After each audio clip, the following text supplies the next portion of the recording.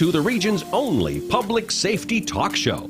It's time again for the Sheriff's Report, your weekly report from Spokane County Sheriff Ozzie Knezovich. Sheriff's Report covers a variety of public issues in Spokane County and is now in its fourth year on the air.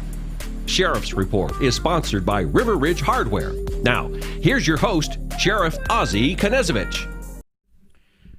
Well, good afternoon, evening, whenever you happen to be viewing the podcast. Good morning if you're viewing the live stream. If you watch the first section today, you know that we were talking about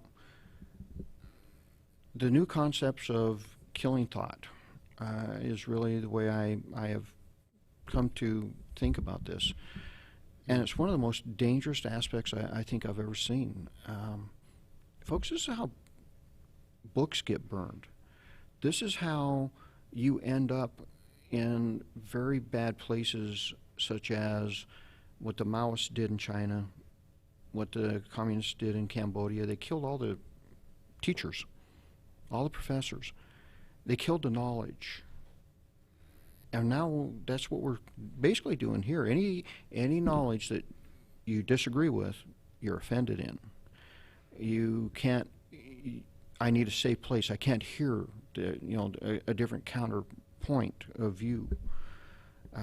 During the break, we were talking, Todd, and folks, just in case you don't know or didn't see the first part, Todd, why don't you go ahead and introduce yourself real quick, and then we'll dive right back into it. Sure, yeah. I'm Todd Eklof. I'm the minister of the Unitarian Universalist Church of Spokane. Have been in Spokane for about 9 years. And last summer I got myself into some hot water distributing a book written for Unitarian Universalist, which is my religion, and gave it to Unitarian Universalist at a meeting of Unitarian Universalist, and was immediately banned from that gathering and later censured by my Ministers Association. There was a letter that came out in less than 24 hours signed by hundreds of Unitarian Universalist ministers condemning me and my book. And yeah, it's been a wild ride since then. So I'm keenly aware of what it is to be part of the Middle Ages. Yes. And folks, don't take that as being facetious. This is truly what happened. They labeled you a racist. They say that the logic is white supremacy. The use of logic is white supremacy. You, in the break, we were talking, and you went, Orwell got it wrong. Orwell got it wrong. Yeah, it's not Big Brother we need to watch out for. It's little cousin. Explain that. Well, technology has really given a lot of us power that we wouldn't have had. I mean, this podcast and radio program you have is a good example that many of us have the ability now to communicate our ideas in unprecedented ways. It's sort of democratized communication. And unfortunately, a lot of folks seem to be at their computers and have a spontaneous thought, and they put it out there, and they might destroy somebody's reputation in the process. And so this is another name for what's going on, the cancel culture. It's being increasingly called, and that is what happens when an individual says something that somebody misconstrues. And I say misconstrue because often that's the case. Somebody says something rather innocent, and it's taken as uncharitably as possible, and then a group of people gang up for a bit on Facebook or other social media and start condemning that person. Now, if you are, say, labeled a racist or homophobic or transphobic or whatever the case might be, and let's just say you're a potential employer or you're a current employer, and you see this and you think, well, geez, this has been a pretty good employee, or this person has some real promise, but we don't want that stink on us.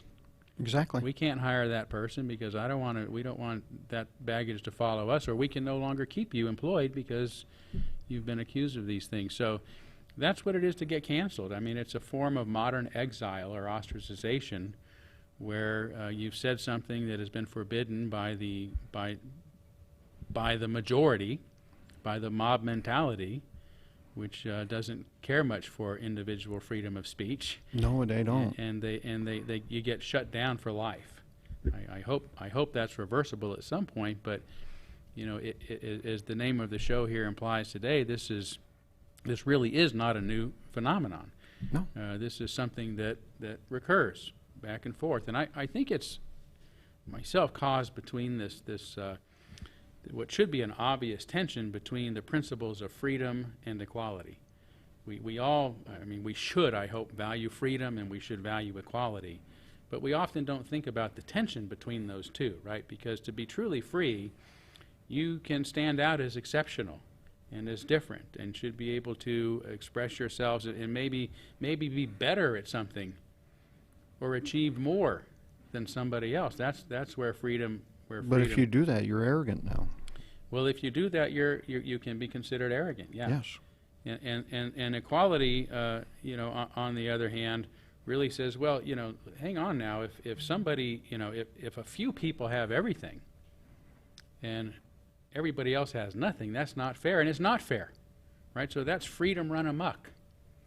Whereas if you completely eliminate freedom, you end up with something like we did in communist Russia, in the USSR, where everybody had the same clothing, the same housing. I mean, you had the right to be poor. The right to be poor. As I say in my book, they were equally as miserable. So there has to be this tension. You know, we don't want to be this way, where we end up with 1% having everything and everybody else feeling left out, because they are left out, because we're so free that the individualism can go that far, and everybody else is treated differently.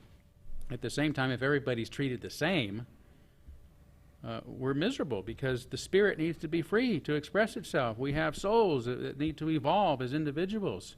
And if we say no individuality, no exceptionalism, then we also unfold. So we need our primary basic physiological and safety needs met, for sure, but we also need to be able to self-actualize, meaning the soul needs to grow too.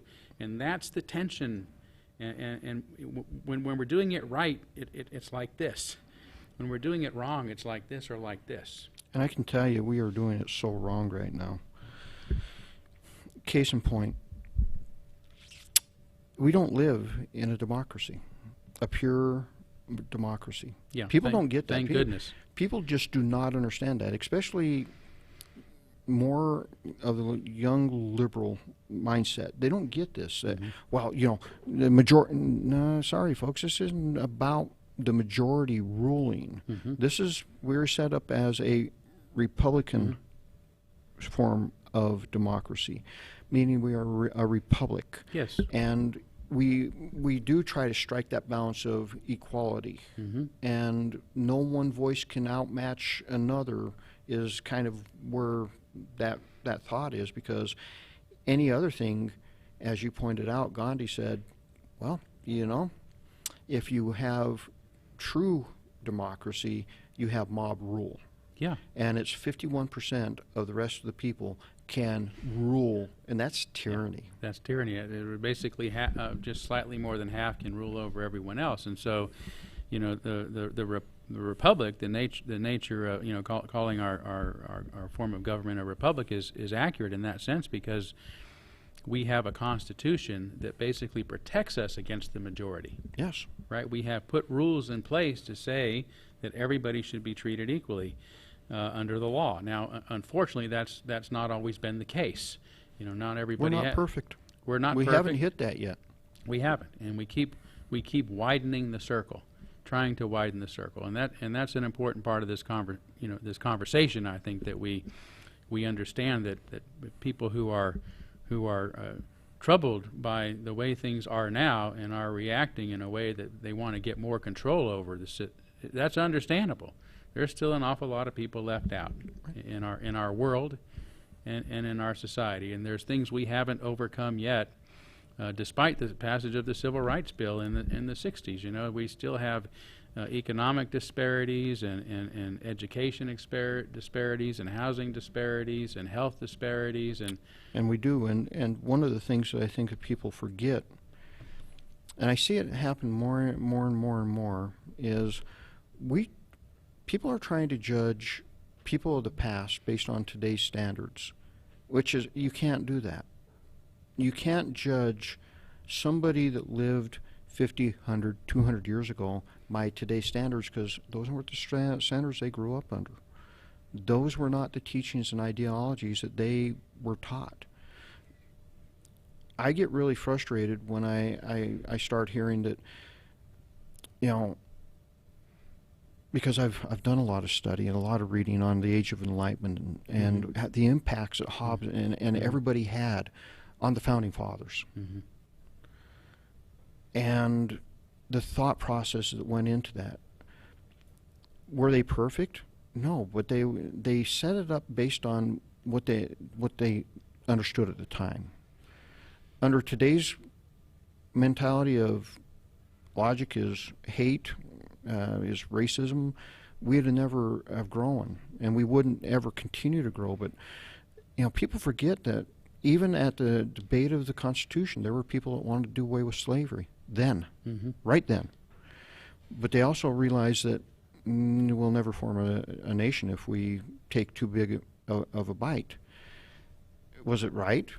No. I mean, in today's standards, no. But did they set us on a path to one day truly meet the saying of all peoples are created equal? Yes, they did, in a fashion that the world has never seen before. But I'm afraid of what I'm seeing here, this groupthink mentality, is going to lead to what we've titled this series, the next Bolshevik Revolution. Talk to me a little bit about that, because you brought that concept up, and I thought about that for an entire day after we had breakfast together, and I went, you're right. We are traveling a very scary path. And I know you have sections of that in your book. So yeah, sure. Why don't you cover a little bit about why you think that? Why you think that this wokeism, this safetyism, this call-out culture? Tell you what, folks. You wonder why our children are bullies? Because we're teaching them to be bullies. That culture that I just mentioned is a culture of bullies, because they will beat you into submission. They try to do it with you. Give us your perspective. I'm gonna read just a little bit from my book on this, the Bolshevik Revolution. I think it might explain a little bit about why I bring it up and compare this time in our history to that time in our history. The well-intended revolution, grounded in the youth of the nation's demand for equality, resulted in one of the most oppressive governments in modern history. The overbearing state that they erected enforced equality upon its citizens by tightly restricting individual freedom, and felt morally justified in doing so. In order to prevent the greed and selfishness fostered by capitalist societies, which they believed led to egregious inequalities, the communist state sought to suppress these individualistic urges by strictly controlling every aspect of their people's lives: where they lived, where they worked, how much they earned, how they dressed, their education, and above all, what they thought and were allowed to say. While visiting Eastern Europe today, one is sure to notice how colorful many of the buildings have become since the collapse of communism. This is so because people weren't allowed to paint their homes during communism. All the homes had to look alike, covered only with drab gray stucco or unpainted concrete. The same is true of the colossal concrete communist housing units in larger cities, which are increasingly being painted with bright bands of yellows, greens, blues, and pinks. During communism, equality meant everyone had to be the same. Painted homes, colorful clothes, and above all, speaking of things forbidden by the state made people stand out too much as individuals. Individual freedom couldn't coexist with its puritanical notion of equality. As Ambassador Keenan observed, The main thing was that no one should live better than anyone else. Uniformity was an end in itself. This is why Francis Fukuyama calls it the twin principles of freedom and democracy, the moral core of modern liberal democracy. In the U.S., freedom without equality once resulted in the horrors of slavery, the segregation of Jim Crow, violent voter suppression and terrorism against blacks, and to this day a massive incarceration program that disenfranchises non-white voters, among many other injustices and inequalities. Perhaps some feel this extreme situation requires an extreme course correction by swinging in the opposite direction, eliminating the ideologies responsible for these cruelties and inequities by utterly suppressing their expression. But as we have seen, equality without freedom only results in making everyone equally miserable. And the amount of people that died under that form of government is staggering. Yeah. And it did. I mean, if you take it back to Cambodia, the killing fields, Mm-hmm. I don't see us that far from going to that next step because of the logic or lack thereof, the rhetoric on both sides of the line. On the liberal left, you have this concept. This is where they want to take us. They're not hiding it anymore, Todd. They're actually fronting themselves up as socialist Marxists. I listened to a city council person from Seattle very bluntly. Yeah, I am a Marxist. Okay. Then I have on the other side of the line people that want to protect the Constitution, restore it to its true meaning, but they would do that by killing everybody that doesn't agree with them. Yeah. And that's on the right side. It is, yeah. You are on a list. You're on, quite frankly, Todd is on a list that was created by Representative Matt Shea. You've interesting dynamic. Almost the day that you are called a racist, you find out you're on a list from the other side. So you've managed to hit my level. I'm despised on both sides of the line. Right. Welcome to the club. It's a great place to be. And I mean that. I truly mean that. I take great pride in the fact that the extreme left hates me and the extreme right hates me. Mm-hmm. That means that I still have the ability to engage and talk with people, and those are the people that I think we need to wake up. Okay, if you want an awakening, it's the 80% of us that are caught between the 10s on each side. We need to wake up before either side drives us to a place that's right. do not want to go. That's right, and we've got to resist the urgency and temptation to feel that we are so different that we have to get on one side or the other. We've got to get out of the tribalism that reduces our values and our ideologies is to no more than the whim of which sports team we like, right? That we have to take these things seriously. You know, the bridge between conservatism and liberalism, and I consider myself a liberal. The root of the word liberal means free, because my values are free. And there's an awful lot of liberals out there that those are why they're consider themselves liberals, because we believe people should be free to express themselves and free to live and not have any kind of authority come down on us and tell us how we're supposed to think and speak, right? And those are also have become conservative values, because that's not where we're at today. And so conservatives are also trying to stand up for what they call freedom, you know. Yes. And what has happened is we've shifted from what's called modernism to postmodernism. Modernism is that Enlightenment thinking that you were talking about earlier, which is founded upon reason and openness and freedom of dialogue and dissent. And the postmodern world is kind of saying, you know, none of that really has worked out so well. And so truth is completely subjective. There really is no such thing as truth, and therefore one truth is as good as another. And somehow we flipped toleration, the meaning of toleration, on its head through this process, because being tolerant no longer means being able to hear things we disagree with.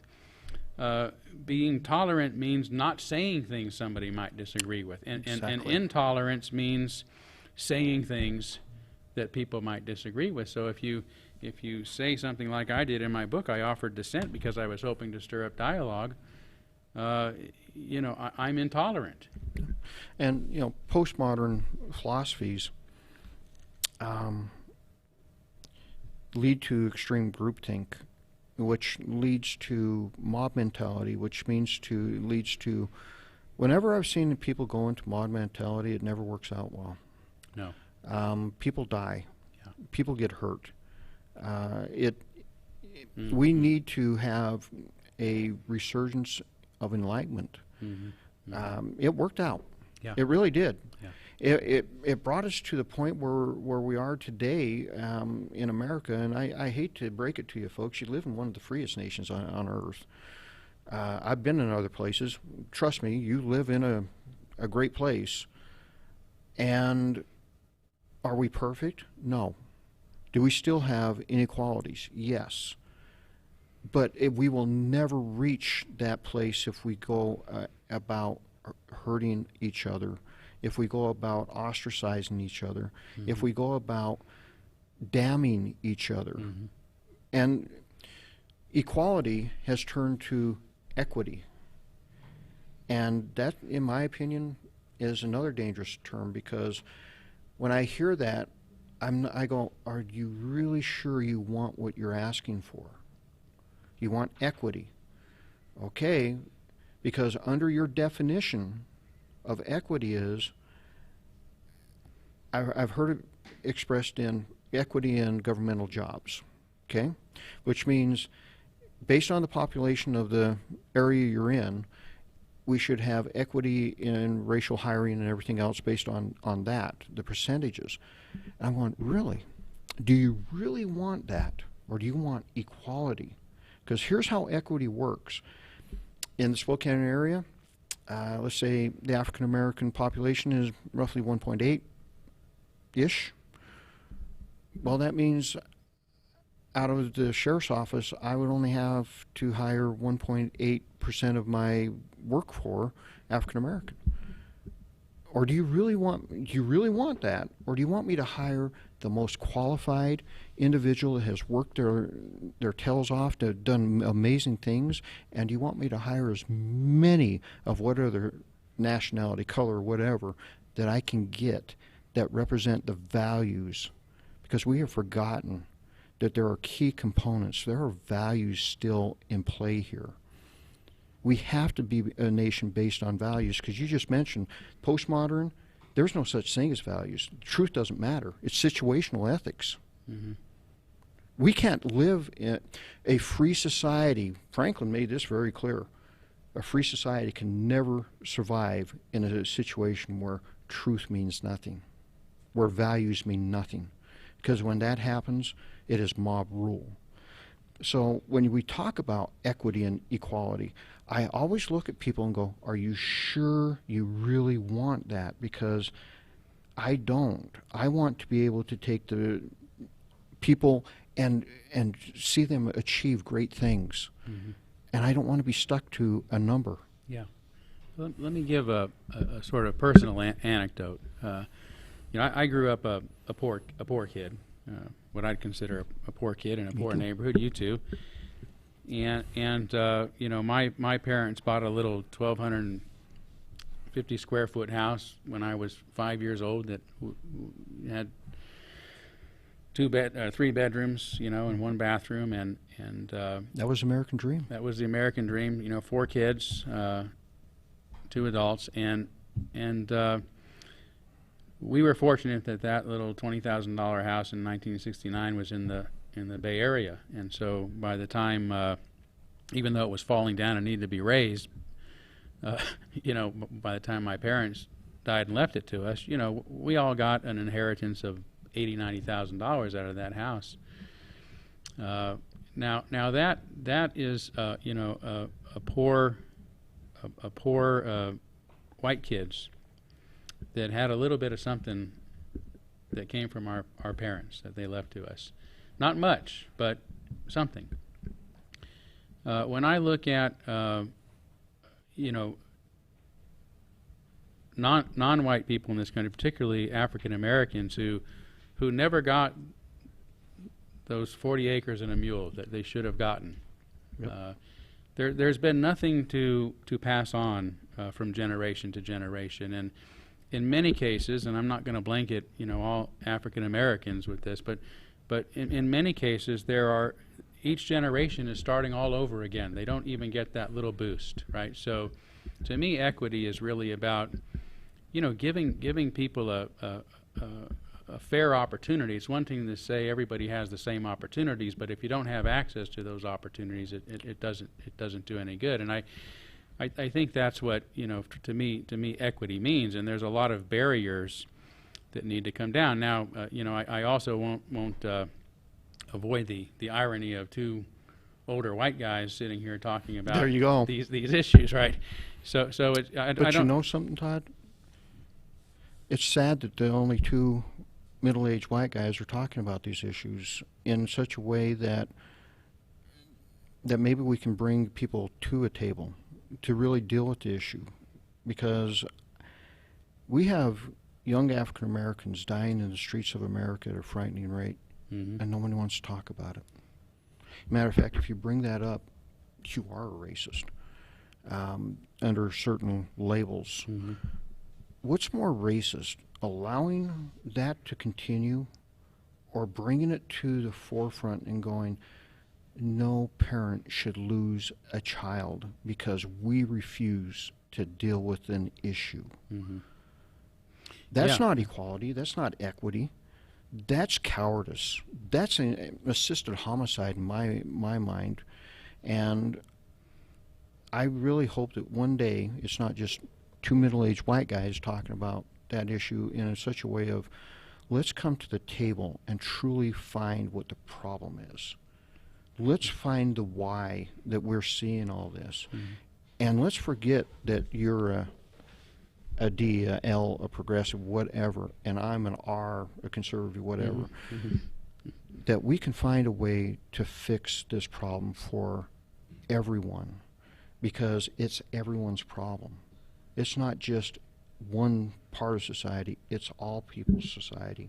We've run out of time. I'm getting the hook over here, Sigma. Okay, well. But I really appreciate the fact that you came on and had this discussion, because when we ran into each other on the 4th of July, you looked pretty down. Yeah, I was pretty beat up that day. You were. And you know, you were one of the first people to publicly stand up and say, "Hey, I know who you are." Yeah, thank you. Always remember who you are. You're a good man, and I'm honored to call you my friend. My friend. Thank you. This is Sheriff Ozzie Knezovich with the Sheriff Report. Have a good day. Thanks for watching. Sheriff's Report is produced in Spokane, Washington by SpokaneTalksMedia.com, which is solely responsible for its content. Sheriff's Report is sponsored by River Ridge Hardware. Ask Ozzie a question, recommend a guest, or hear this program again on Facebook, YouTube, Twitter, Apple Podcasts, Spotify, or SpokaneTalksMedia.com. This is River Ridge Frame Shop, called Frame It Today, where we can take your art, customize it, and get it ready to hang on the wall.